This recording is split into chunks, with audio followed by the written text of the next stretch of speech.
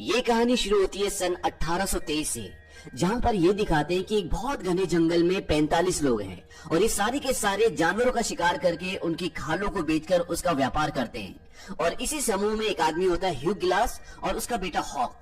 ये सारे के सारे जब जंगल में होते हैं तो इनके ऊपर एक आदिवासी कबीला हमला कर देता है और इनके बहुत सारे लोगों को मार देता है।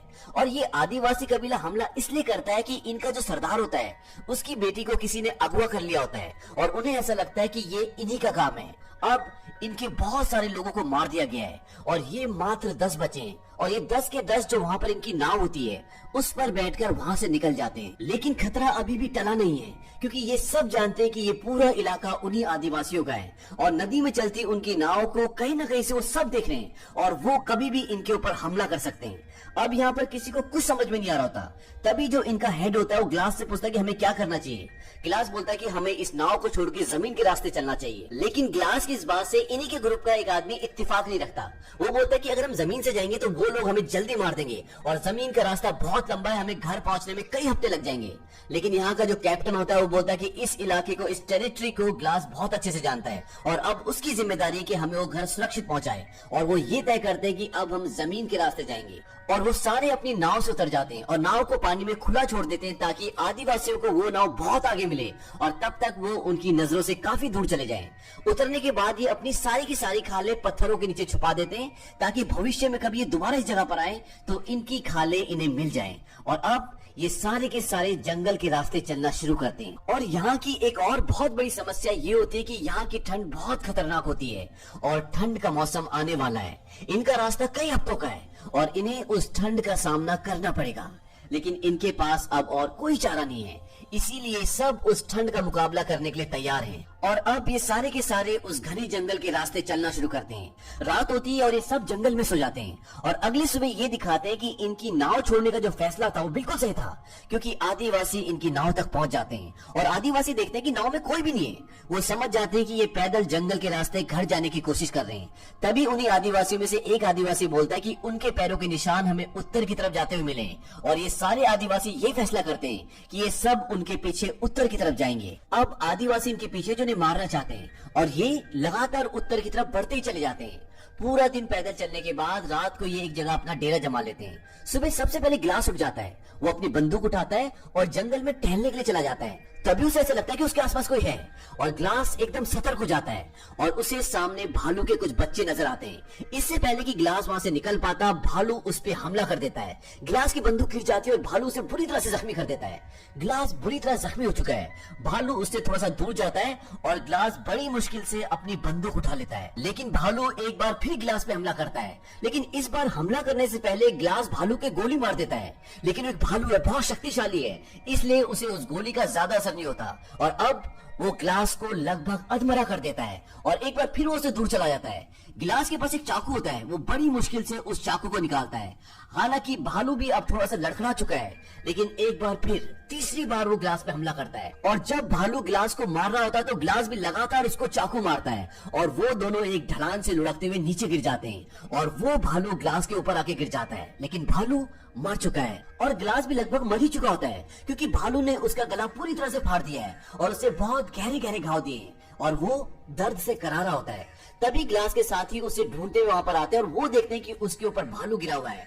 वो बड़ी मुश्किल से भालू को उसके ऊपर से हटाते हैं और ग्लास को अपने साथ ले जाते हैं। अब उनमें से एक आदमी ग्लास के घाव को सिलना शुरू करता है। उसका गला पूरी तरह से फट चुका है, बहुत गहरे गहरे घाव हैं और उसका पैर भी टूट चुका है, यानी कि वो चल भी नहीं सकता। और उन लोगों का ये मानना होता है कि ये 1 घंटा भी जिंदा नहीं रह सकता। वहीं दूसरी तरफ ये दिखाते हैं कि जो आदिवासी इन लोगों को मारना चाहते थे उनके पास इनकी बहुत सारी खालें होती है और वो उन खालों के बदले कुछ लोगों से बंदूकें और घोड़े ले लेते हैं। इससे पहले वो आदिवासी इन पर तीर और कमान से हमला करते थे, लेकिन अब उनके पास घोड़े हैं, बंदूकें हैं, तो इनकी जान को और ज्यादा खतरा है। यहाँ ये 9 लोग ग्लास के लिए लकड़ी का एक स्ट्रेचर बनाते हैं। वो ग्लास को उसके ऊपर रखते हैं और आगे बढ़ना शुरू करते हैं, लेकिन आगे पूरा चढ़ाई का रास्ता होता है और ग्लास को लेकर उस चढ़ाई पे चढ़ना लगभग नामुमकिन है। तभी इनका जो कैप्टन होता है वो अपने एक आदमी को बोलता है कि ग्लास के मुंह पर कपड़ा रखो। दरअसल वो ग्लास को गोली मारने वाला होता है, क्योंकि उसको लगता है कि ग्लास अब नहीं बच सकता, वो तड़प रहा होता है और उसको यहाँ से बाहर ले जाना लगभग नामुमकिन है। तभी ग्लास का बेटा बोलता है कि ऐसा मत करो और कैप्टन को उस पर दया जाती है, क्योंकि ग्लास की वजह से ये सब बचे होते हैं। वो अपने आदमी को बोलता है कि जो भी यहाँ पे ग्लास के साथ रुकेगा उसे रॉकी माउंटेन फर कंपनी की तरफ से $70 दिए जाएंगे, क्योंकि ग्लास ने इन सब की मदद की होती है और वो चाहते हैं कि ग्लास को नेचुरल डेथ मिले और जब ग्लास मर जाए तो उसका अंतिम संस्कार करके ये लोग भी वापिस आ जाएं। अब ग्लास का बेटा बोलता है कि मैं रुकूंगा, और वहां पर एक लड़का और होता है, कहता है मैं भी रुकूंगा चाहे $70 मिले ना मिले। अब इन्हीं में एक आदमी होता है जिसका नाम फिट्ज होता है, वो कैप्टन को बोलता है कि $70 बहुत कम है। कैप्टन बोलता है ठीक है $100, और तभी जो ग्लास का बेटा और जो दूसरा लड़का होता है वो बोलता है कि तुम हमारे डॉलर्स भी रख सकते हो, और फिट्ज कहता है कि $300 काफी है, इससे मैं अपना घर खरीद सकता हूँ, और वो भी इनके साथ रुकने के लिए तैयार हो जाता है। अब ये तीन और ग्लास यहाँ पे रुक जाते हैं और बाकी ये सारे आगे निकल जाते हैं। ग्लास की हालत बहुत खराब है, फिट्ज को लगता है कि ये 1-2 दिन में मर जाएगा, लेकिन ग्लास जिंदा रहता है। एक शाम को जब ग्लास अकेला होता है तो फिट्ज उसके पास आता है, कहता है कि तुम मरते क्यों नहीं, तुम्हारी वजह से हम सबकी जान चली जाएगी और तुम अपनी जान देकर अपने बेटे की और हम सबकी जान बचा सकते हो, क्योंकि आदिवासी अगर यहाँ पर आ गए तो वो हम सबको मार देंगे। और अब मैं तुम्हारी नाक और मुंह बंद करने वाला हूँ, अपनी आंखें झपकाओ और मुझे ये करने की अनुमति दो। लेकिन ग्लास अपनी आंखें नहीं झपकाता। फिट्ज बोलता है कि तुम्हें आंखें झपकाने की कोई जरूरत नहीं है, और इसके बाद वो उसकी नाक और मुंह बंद करना शुरू कर देता है। और ग्लास अब मर रहा होता है, तड़प रहा होता है, और तभी ग्लास का बेटा पीछे से आकर बंदूक के पीछे हिस्से से फिट्ज को बहुत जोर से मारता है और फिट्ज बहुत दूर जाकर गिरता है। फिट्ज उसे समझाने की कोशिश करता है कि मैं ऐसा क्यों कर रहा था, लेकिन उसका बेटा उसकी तरफ बंदूक तान देता है, लेकिन फिट्ज उससे बंदूक छीन लेता है और उसके पास एक चाकू होता है जिससे वो उसके बेटे को मार देता है। ग्लास का गला पूरी तरह से कटा होता है, इसलिए वो चिल्ला भी नहीं पाता। उसका पैर टूटा है, वो अधमरी हालत में, इसलिए वो अपने बेटे की मदद नहीं कर सकता। वो सिर्फ अपने बेटे को मरता हुआ देखता है और फिट्ज उसके बेटे को उठाकर एक ढलान के पीछे छुपा देता है, ताकि जब वो तीसरा लड़का वहां पर आए तो उसे ना देख पाए। और जब वो लड़का वहां पर आता है तो ग्लास उसे नहीं बता पाता कि इसने मेरे बेटे को मारा है, क्योंकि उसके मुंह से आवाज नहीं निकल सकती। अब रात होती है और फिट्ज और ब्रिजर सो जाते हैं, और सुबह फिट्ज ब्रिजर के कान में कहता है कि यहाँ से लगभग थोड़ी सी दूर पर 20 आदिवासी हैं और वो इसी तरफ आ रहे हैं। इस बात से ब्रिजर डर जाता है, वो बोलता है कि हॉक कहाँ है। फिट्ज कहता है कि अगर वो जिंदा हुआ तो ढूंढ लेगा। वो लड़का कहता है कि ग्लास जिंदा है और हमने कैप्टन को वादा किया था कि ग्लास के मरने के बाद हम उसका अंतिम संस्कार पूरे रीति रिवाज से करके यहाँ से निकलेंगे। ये सुनने के बाद फिट्ज ग्लास को बहुत बुरी तरह से खींचता है, उसके पूरे शरीर में घाव होते हैं और वो दर्द से चिल्ला रहा होता है, और सामने एक गड्ढा उसने किया होता है, उस गड्ढे में वो ग्लास को डालकर ऊपर से मिट्टी डालना शुरू कर देता है। वो लड़का कहता है कि ये तुम क्या कर रहे हो।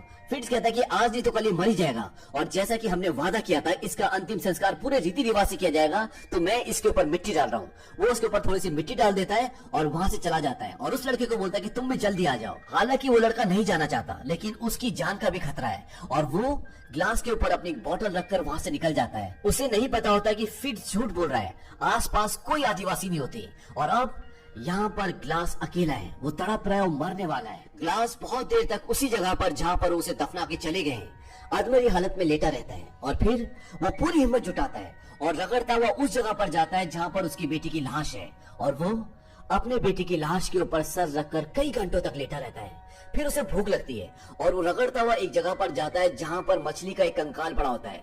वो उससे एक हड्डी तोड़ता है और उसमें कुछ सूखा हुआ मांस होता है, वो उसे खाता है, और फिर वो रगड़ता हुआ घिसटता हुआ एक पहाड़ी के छोर तक जाता है और वो देखता है कि नीचे एक नदी है, और बड़ी मुश्किल से वो उसी तरह से रगड़ता हुआ उस नदी के किनारे पहुंच जाता है। और जब वो पानी पीता है तो पानी उसकी गर्दन से निकलना शुरू हो जाता है, क्योंकि वो कटी होती है। अब ग्लास के पास कुछ बारूद होता है आग जलाने के लिए। वो थोड़ा सा बारूद अपनी गर्दन पे जहाँ पर घाव होता है वहां डाल देता है, और वो आग जलाकर एक आग की चिंगारी से अपनी गर्दन में आग लगाता है, जिससे बारूद जल के एक चिंगारी पैदा होती है, और उस चिंगारी से उसकी गर्दन जल जाती है।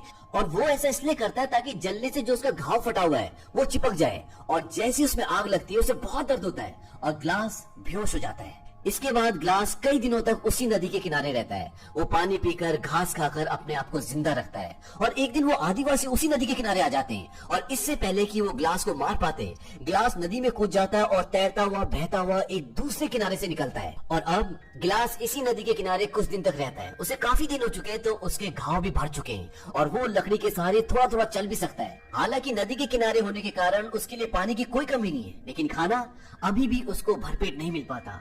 कभी कभी वो एक आधी मछली पकड़ लेता है, जिससे वो सिर्फ अपने आप को जिंदा रख सकता है। अब एक रात को जब वो सो रहा होता है तभी उसको आग की कुछ लपटें दिखती हैं, और जब वो उस तरफ जाता है तो वहां पर एक आदमी ने बहुत बड़ा शिकार किया होता है और वो उसे खा रहा होता है। और जैसे वो ग्लास को देखता है वो अपना तीर और कमान उसकी तरफ तान देता है और उसे मारने वाला होता है कि ग्लास कहता है कि मुझे खाना चाहिए।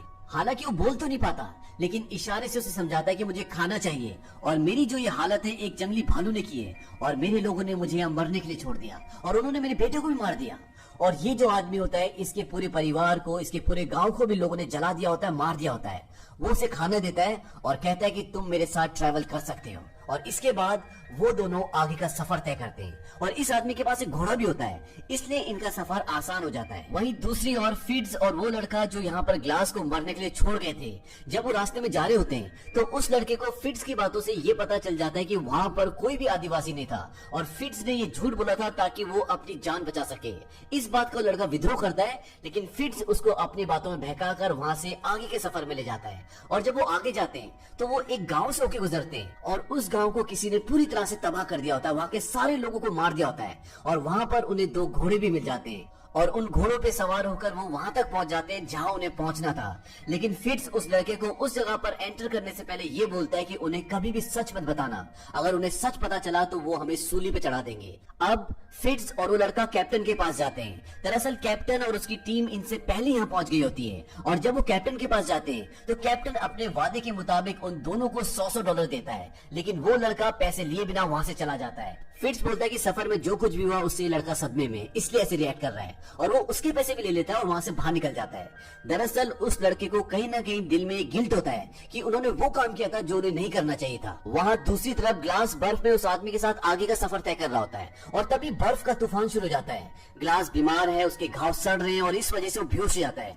इसके बाद वो आदमी ग्लास के लिए एक लकड़ी का छोटा सा झोपड़ा बनाता है और ग्लास के सारे कपड़े उतारकर उसे उसके अंदर रख देता है और उसे चारों तरफ से ढककर सामने आग जला देता है ताकि उसको गर्मी मिल सके। और ग्लास जब सुबह उठता है तो चारों तरफ देखता है कि वो आदमी कहीं भी नहीं होता और जब वो थोड़ी सी आगे जाता है तो देखता है कि किसी ने उस आदमी को फांसी लगाकर पेड़ पे लटका दिया है। ये फ्रांसीसी लोगों का काम होता है। अब ग्लास उनके घोड़ों तक पहुंचता है। वहाँ एक फ्रांसीसी एक लड़की के साथ रेप कर रहा होता है। ग्लास उस लड़की को उस आदमी से बचाता है और अपने घोड़े को लेकर कुछ लोगों को गोली मारकर वहाँ से भाग जाता है। वहाँ से भागने के बाद रात ग्लास एक पेड़ के नीचे गुजारता है और जब सुबह होती है तो वो देखता है कि वो आदिवासी उस तक पहुँचने वाले हैं। वो 1-2 आदिवासियों को गोली मारता है और घोड़े पर बैठकर भाग जाता है। लेकिन अब उन आदिवासियों के पास भी घोड़े हैं, इसलिए वो घोड़े के साथ उसका पीछा करते हैं और सामने एक पहाड़ होता है और नीचे खाई होती है। लेकिन ग्लास अब रुक नहीं सकता क्योंकि अगर वो रुकेगा तो वो उसे गोली मार देंगे।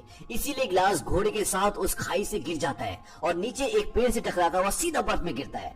घोड़ा गिरने से मर जाता है, लेकिन ग्लास अभी भी जिंदा है। लेकिन भले ही वो इस पहाड़ से गिर के नहीं मरा, लेकिन वो ठंड से नहीं बच सकता क्योंकि अभी तक जिस भालू की खाल को ओढ़कर वो इस ठंड में बचा था वो खाल वही छूट जाती है और ठंड से बचने के लिए घोड़े के पेट को काटता है और उसके अंदर से सारा मांस बाहर निकालता है और रात को वही सो जाता है क्योंकि वो जानता है कि अगर वो बाहर रहा तो ठंड से मर जाएगा। वो किसी तरह से पूरी रात उस घोड़े के पेट के अंदर गुजारता है, सुबह उठता है और अपना आगे का सफर तय करता है। वहीं दूसरी तरफ ये दिखाते हैं कि जहाँ पर गिलास को पहुंचना है, जहाँ पर फिट्ज वो लड़का और बाकी के सारे लोग पहुंच चुके हैं, वहाँ पर एक फ्रेंच सर्वाइवर आता है और वो उनसे आसरा मांगता है। यहाँ के लोग बदले में उसे कुछ पैसे मांगते हैं। उसके पास कुछ ज्यादा पैसे नहीं होते, वो उन्हें कुछ पैसे देता है और साथ में एक बोतल देता है और ये वही बोतल होती है जो ब्रिजर ग्लास को उस जगह छोड़ते हुए उसके ऊपर रख कर आ गया था। और ब्रिजर को ये लगता है कि ग्लास तो शायद मर चुका है, लेकिन उसका बेटा हॉक जरूर जिंदा है और उसे लगता है कि हॉक की बोतल है। वो उस आदमी से बोलते हैं कि ये तुम्हें कहाँ मिली? वो कहता है कि यहाँ से 30 मील दूर किसी आदमी की गिर गई थी, मैंने उठा ली। और अब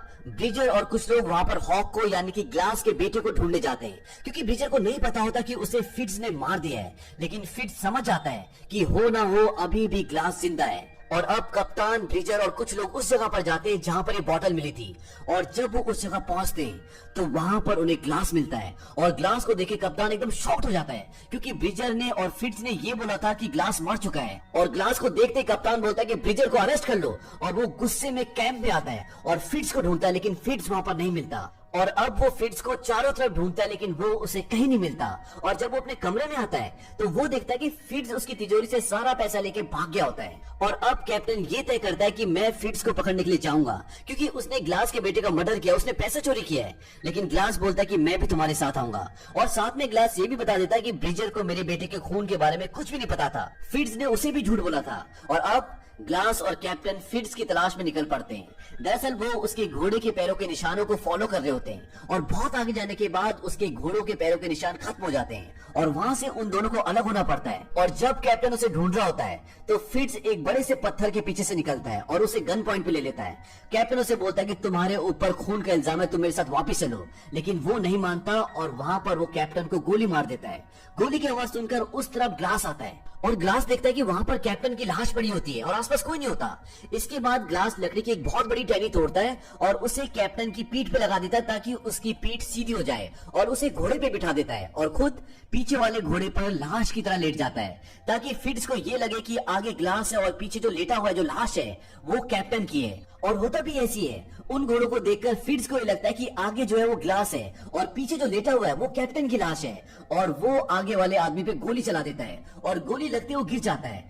फिट्ज को लगता है कि ग्लास भी अब मर चुका है और वो धीरे धीरे लाश की तरफ आता है और जब वो उस जगह तक पहुंचता है और लाश को पलटता है जिसे वो ग्लास समझ रहा होता है तो वो देखता है कि वो कैप्टन होता है। तभी ग्लास पीछे वाले घोड़े से उठकर उस पर गोलियां चलाता है और एक गोली फिट्ज के कंधे पे लग जाती है, लेकिन वो वहां से भागने में कामयाब हो जाता है और ग्लास उसका पीछा करता है और पीछा करते करते वो एक नदी के किनारे पहुंच जाता है जहां पर उन दोनों की बहुत लड़ाई होती है और वो दोनों ही जख्मी हो जाते हैं। और तभी ये दिखाते हैं कि नदी के उस पार वही आदिवासी आ जाते हैं जो इन लोगों को मारना चाहते हैं। और जब ग्लास फिट्ज को मारने वाला होता है कि तभी उसे उस आदमी की याद आती है जिसने उसे खाने के लिए मांस दिया था और जो उसे घोड़े पर बिठाकर अपने साथ ले गया था।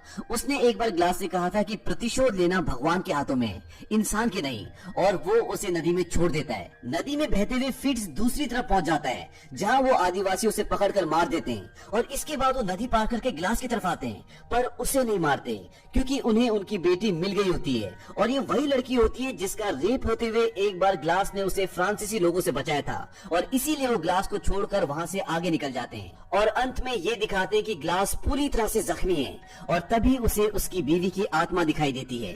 ग्लास की आंखों में आंसू होते हैं और उसकी सांसें बहुत गहरी चल रही होती है। और इसी के साथ ये फिल्म, ये कहानी यहाँ पर खत्म हो जाती है।